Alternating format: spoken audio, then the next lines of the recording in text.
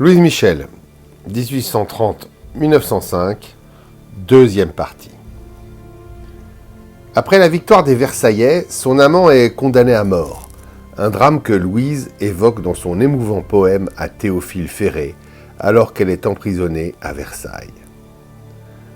En 1873, elle est déportée en Nouvelle-Calédonie où elle reprend sa blouse d'institutrice aux côtés des Kanaks. N'hésitant pas à se joindre à leur révolte en 1878 contre les colons. Amnistiée en 1880, Louise Michel rentre en France où 15 000 Parisiens lui offrent un accueil enthousiaste.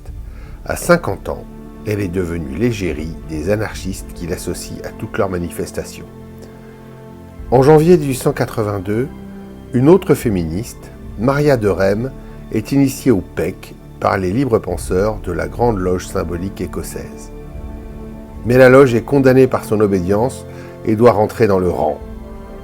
La voie étroite ouverte à la mixité se referme aussitôt devant Louise Michel, qui doit faire face à de nouveaux démêlés avec la justice. Après 4 séjours en prison, la vieille militante s'exile à Londres en 1890 pour ne revenir en France que 5 ans plus tard.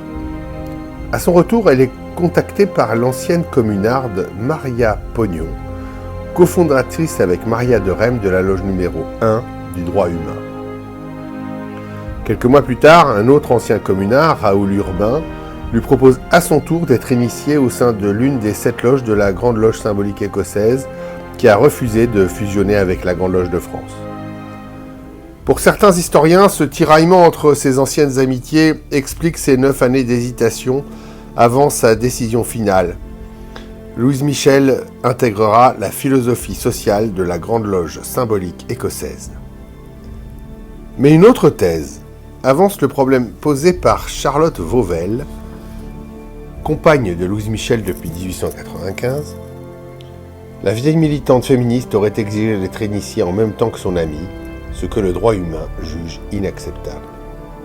Une maçonne féministe, Madeleine Pelletier, serait alors intervenue auprès du grand maître de la GLSE pour négocier et obtenir l'initiation commune des 2 femmes.